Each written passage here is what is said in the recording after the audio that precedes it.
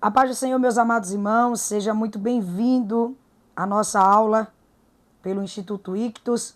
Nós estamos iniciando, mais um momento especial e eu quero convidar você a estar conosco. Então, prepare aí o seu caderno, a sua caneta, tá? A sua Bíblia sempre ao lado. Prepare o seu momento de estudo para que nós possamos, então, iniciar a nossa aula, tá? Desejamos que todos tenham passado um dia de paz. E nesse momento nós vamos iniciar a nossa aula. E já iniciaremos fazendo uma oração, pedindo ao Senhor que nos ilumine nesse momento, que Ele nos guie, mais uma vez, em nome de Jesus. Pai, queremos te ser gratos pela oportunidade, o privilégio de estarmos aqui, por tua fidelidade, por teu amor, Senhor, e bondade. Pai, pedimos a tua iluminação, ó Santo Espírito, que possas iluminar a nossa mente nesse momento de estudo, de aprendizado da tua palavra. Nos guia, Senhor, em todas as coisas, que o teu nome seja glorificado, que o teu nome seja enaltecido em todo o tempo, em nome de Jesus. Amém. Bom, irmãos, nós vamos, então, estar, nesse momento, iniciando a nossa aula, trabalhando as traduções da Bíblia, tá? Entendendo um pouco das traduções.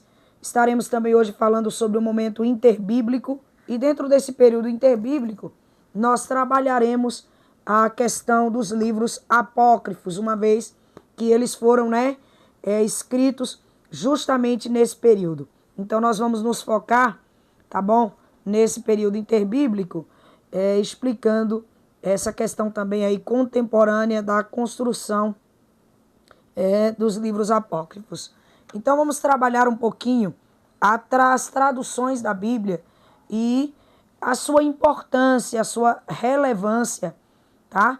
Entendendo que a Bíblia é um dos livros, é o livro, mais traduzido, ou melhor, foi o primeiro livro a ser impresso por Gutenberg, o pai da imprensa. E é um livro que, sem sombra de dúvida, se trabalha muito a sua tradução para povos que ainda não foram alcançados pela palavra de Deus, para que eles possam também ter em sua língua, em seu dialeto, a Bíblia traduzida, tá certo? Então vamos entender um pouquinho das traduções. Quais as principais traduções da Bíblia Sagrada? Claro que há N traduções, então nós vamos nos ater às principais traduções. A primeira tradução que nós temos é a Septuaginta, tá? É a tradução do hebraico para o grego. Como se deu essa tradução? Essa tradução que, segundo a história, ela foi realizada por 72 rabinos de Israel, sendo 6 rabinos, de cada tribo. Então, de cada tribo de Israel, das 12 tribos, 6 rabinos foram escolhidos para irem até o Egito, em Alexandria, onde eles iriam traduzir a Bíblia do hebraico para o grego, para que na biblioteca de Alexandria tivesse o exemplar da Bíblia Sagrada traduzido em grego. E, segundo a história, eles ficaram em diferentes cabines, em diferentes lugares ali, geograficamente falando, mas as traduções, não haviam contradições, elas eram iguais ali à tradução dos livros, tá? Essa versão foi feita a pedido do rei do Egito, Ptolomeu II, para ser colocada, então, na biblioteca de Alexandria. Então, nós temos também a Vulgata, latina, traduzida do hebraico para o latim no século IV depois de Cristo, realizada por Jerônimo, tá? Então, Jerônimo passa aí em torno de 20 anos morando em Belém e ele vai traduzir, então, a Bíblia para o latim, tá? Então, a palavra vulgata vem de vulgar, mas não é no sentido pejorativo, mas o sentido de que seria uma linguagem popular, onde as pessoas teriam acesso, né, à tradução das Escrituras. Então nós temos a versão de Lutero, né, do grego para o alemão. Então nós temos a versão de Lutero. Então Lutero, ele vai traduzir a Bíblia, né, do grego para o alemão, para que as pessoas pudessem ter acesso, né, de forma tão aproximada ali à tradução, que é como se um alemão estivesse lendo a Bíblia no hebraico, no grego. Essa era a intenção de Martinho Lutero, né? E é sabido que a partir dali, das traduções de Lutero, nós temos então a Reforma Protestante no ano de 517, e aí nós temos em Wittenberg, né, na Alemanha, ali na igreja de Wittenberg, as 95 teses de Lutero, como nós conhecemos, com os cinco solos, né, os cinco pilares da reforma, que é sola gratia, somente pela graça, sola fide, somente pela fé, sola escritura, somente pela palavra, pela escritura, sola Cristo, somente a Cristo, sola Deus, glória, somente a Deus, glória. Então, os cinco pilares aí da reforma protestante. E aí nós temos então a Bíblia. A intenção de Lutero era que a Bíblia estivesse no colo do povo, que a Bíblia pudesse ser um livro acessível, né, à população, às pessoas. Tá? Lembrando que a Bíblia ela só era ali usada pelos nobres, pelos poderosos, quem podia e tinha o recurso de possuir um exemplar da Bíblia Sagrada. Tá certo? Então essa é a versão de Lutero, tá? Essa é a versão de Lutero, a versão do grego para o alemão. Essas são consideradas, né, as principais traduções, mas nós temos, né, as traduções também do John Wycliffe, né? Nós temos essa tradução do John Wycliffe, que é uma tradução muito importante, né? A tradução da Bíblia para o inglês. E contemporâneo ao John Wycliffe, nós temos também ali o John Huss, ou John Hus. Veja que eu estou também, ao mesmo tempo, dando aí uma introdução em história da igreja. Então, o John Wycliffe vai traduzir a Bíblia para o inglês. A igreja romana vai excomungá-lo depois de anos sepultado e morto. Ele vai ter o seu corpo ali retirado, né, da sua sepultura para ser excomungado pela igreja romana, uma vez que ele, né, é um dos que também são percussores, é um dos percussor da reforma protestante, tá? Então, essa é a tradução do John Wycliffe. Nós temos também a tradução King James, né? A tradução para o rei Tiago, né? Então, veja que temos N traduções da Bíblia e temos a tradução João Ferreira de Almeida, que era uma adolescente de 14 anos que iniciou a tradução da Bíblia ali para o português, traduzindo do hebraico, e ali ele vai trabalhar muitos anos nessa tradução.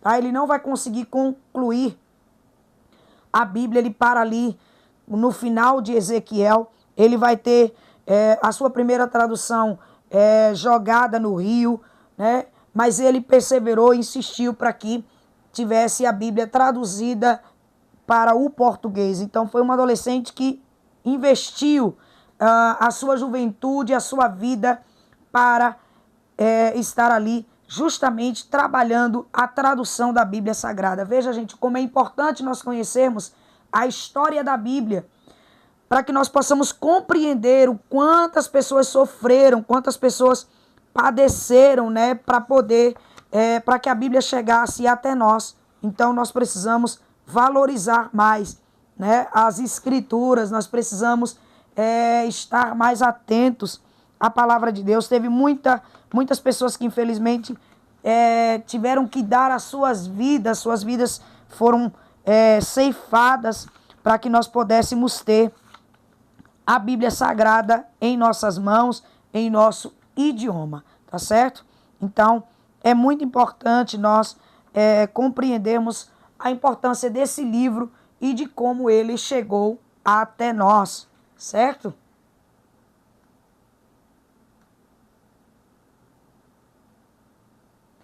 Logo após, mais adiante, nós estaremos também estudando como a Bíblia chegou ao Brasil, né? Nós vamos estar relembrando também a história da Mary Jones, né?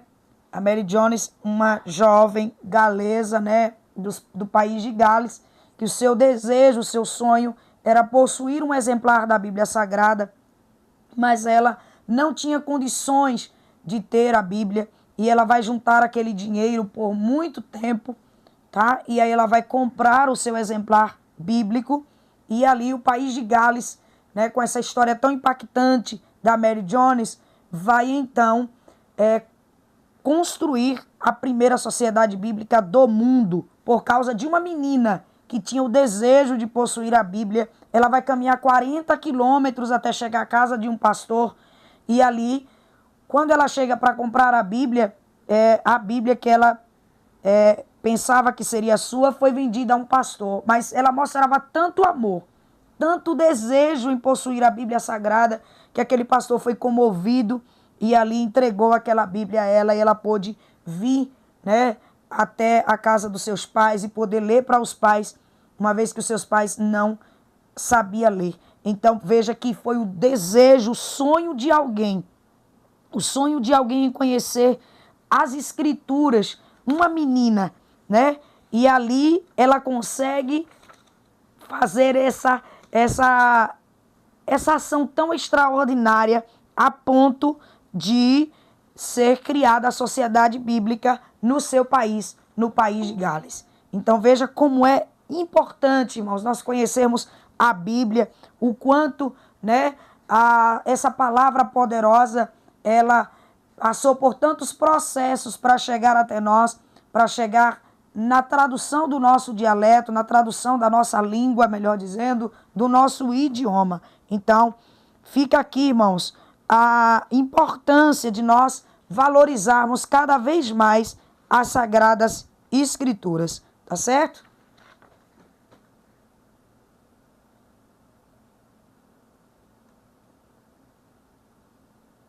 Nós falamos, então, demos uma pincelada aí sobre as traduções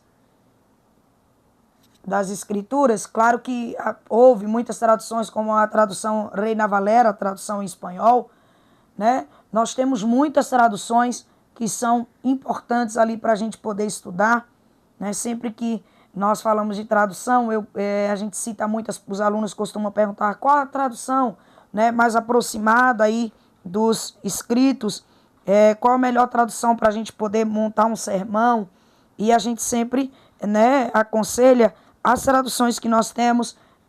A Bíblia Jerusalém, é uma Bíblia católica, é uma tradução muito boa. A tradução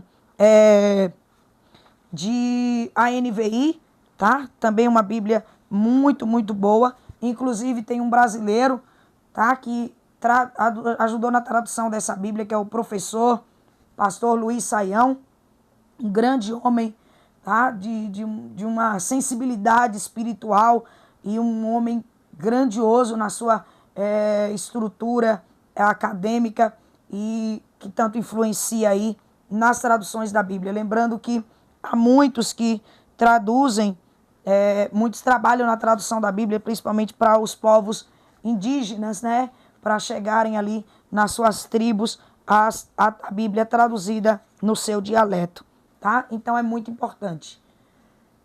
Vamos então, gente, entender uma parte da Bíblia que muita gente não conhece, e tem muito conteúdo histórico para a gente poder trabalhar e desenvolver. É o período interbíblico. Eu não sei se você já viu, mas existem algumas Bíblias, né, Bíblias bem antigas. Eu lembro que quando criança, minha mãe tinha Bíblias assim. Eu tinha uma Bíblia que eu tinha herdado da minha irmã, que na divisão ali entre o Antigo Testamento e o Novo, nós tínhamos 4 páginas em branco, tá? 4 páginas em branco da Bíblia. E ali simbolizava os 400 anos de silêncio, entre Malaquias até Mateus. E aí a gente se perguntava, o que seria esses 400 anos de silêncio, né? Os 400 anos de silêncio que não houve uma manifestação, uma revelação de Deus profética à nação de Israel. Mas dentro desse período, a história não deixou de ser construída. A história não deixou de ser, né, ali escrita. Né? Naquele período nós temos, então, o período do Império Greco-Macedônico, tá? E ali temos também a ascensão nesse período do Império Romano, tá? Mas enquanto nós temos ali a divisão do Império Grego, porque Alexandre o Grande vai ter o seu governo muito curto, apenas aí em torno de 12 anos do seu império, de governo do seu império, ele vai falecer, né, se eu não me engano, com 31 anos. Então Alexandre o Grande, ele não consegue administrar por muito tempo. E o seu império vai ser dividido em 4 partes, né? Ele vai dividir entre Cassandro, entre Ptolomeu, entre...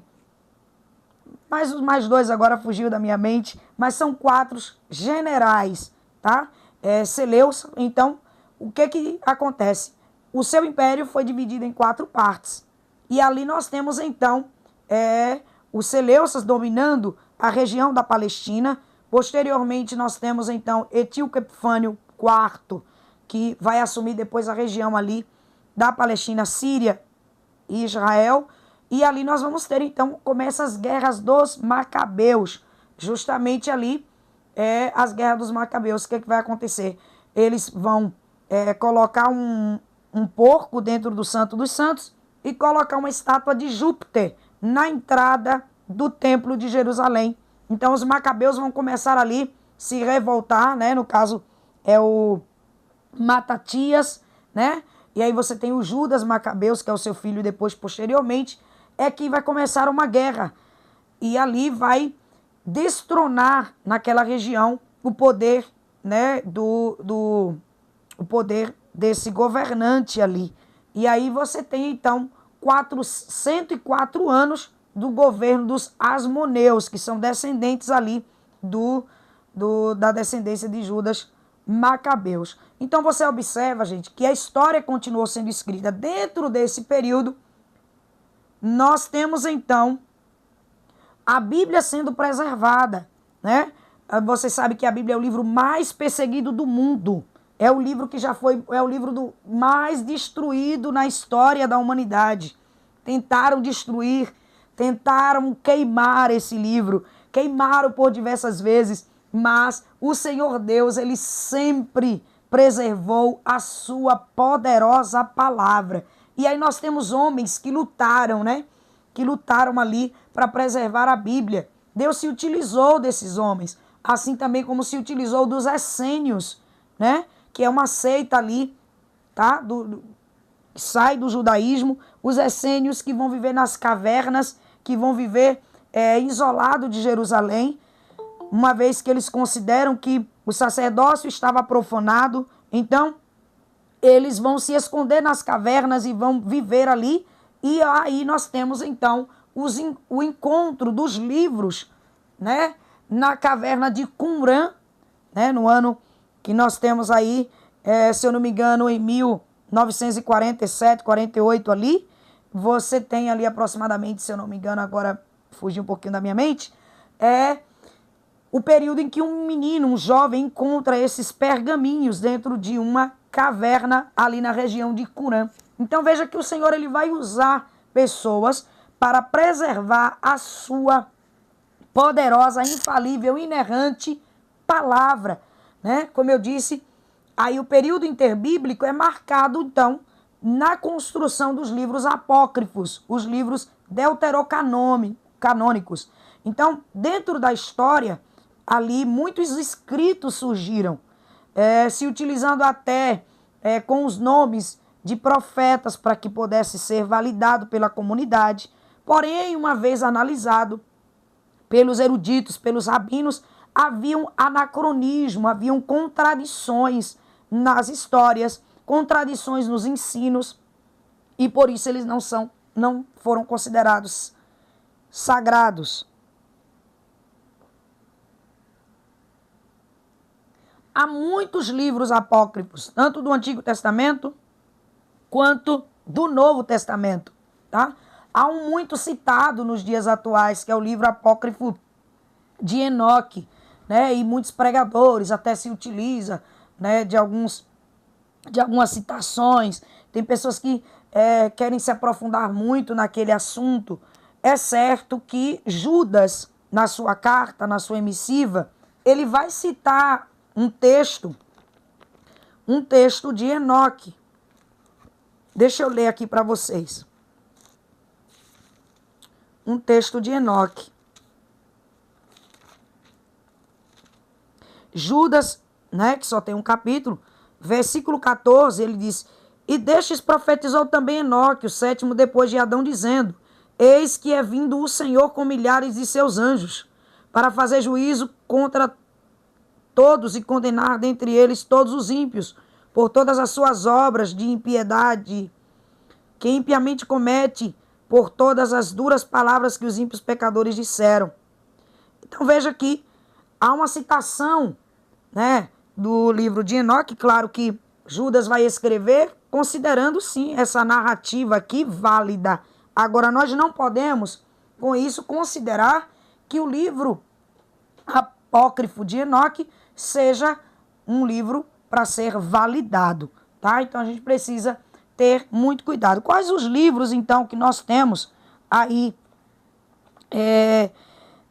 apócrifos, que no caso a Bíblia Católica ela vai utilizar, né, no Antigo Testamento? Tem a Sabedoria de Salomão, o Eclesiástico, né, Tobias, tá?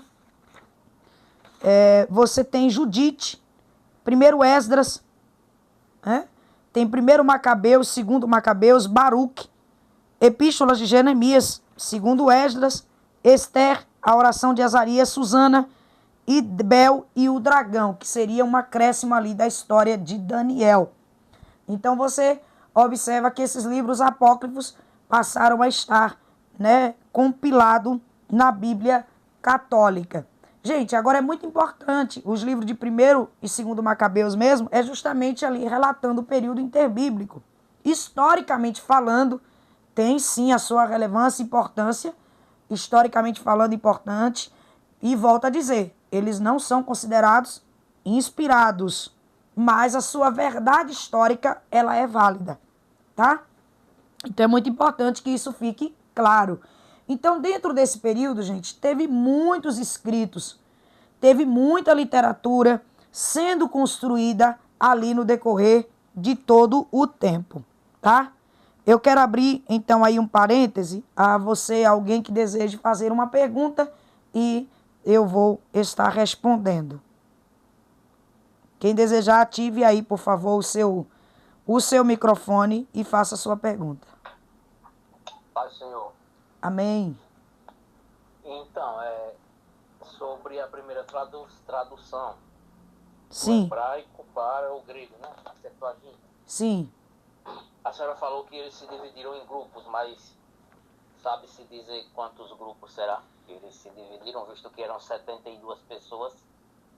Então, pelo que se dá a compreender da história, seriam cada pessoa em uma cabine diferente, né? Eles não tinham uma comunicação ali entre si, né? O que dá a entender que seriam individuais, no caso, né? Na hora da tradução ali da Septuaginta, então ficou cada um em uma cabine. Quando juntou todas as traduções, então se observou que elas não haviam incongruência, elas estavam ali de forma, de uma estrutura perfeita das suas traduções. Sabe dizer quantos anos também durou esse trabalho? 72, foram 72 rabinos, se eu não me engano, em torno também aí de, se eu não estou em dúvida, de 70 dias, mas eu vou dar uma pesquisada aí para estar respondendo de forma mais coerente, tá?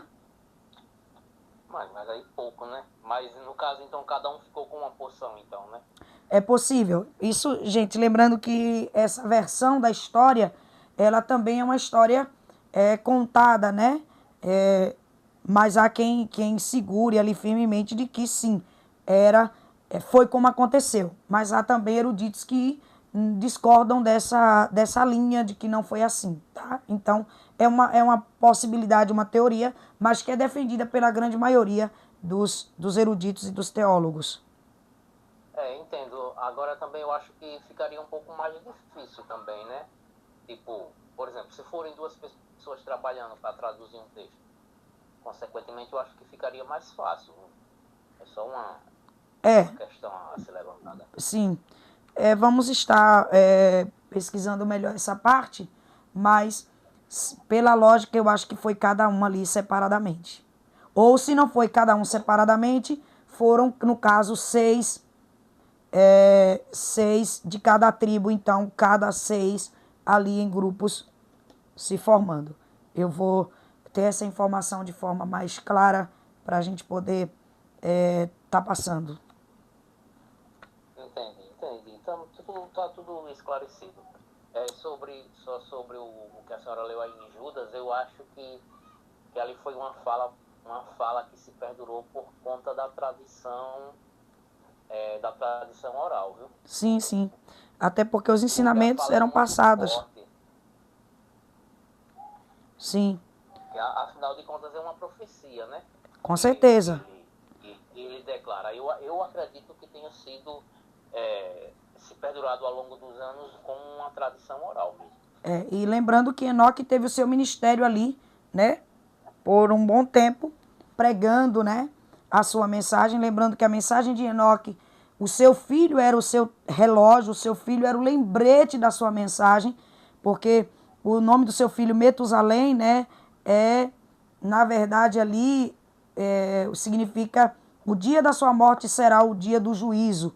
Então, olhar para Metusalém era olhar o dia que ele morrer, será o dia em que Deus enviará o juízo sobre a terra. E no dia em que Metusalém morreu, no ano, desculpa, que Metusalém morreu, foi justamente o ano em que o dilúvio aconteceu, tá, gente? Isso é comprovado textualmente falando, matematicamente falando. O ano em que o Metusalém morreu foi o ano em que Deus enviou o juízo do dilúvio sobre a terra. Então é muito importante nós... Amém. Amém? Mais alguma pergunta, gente?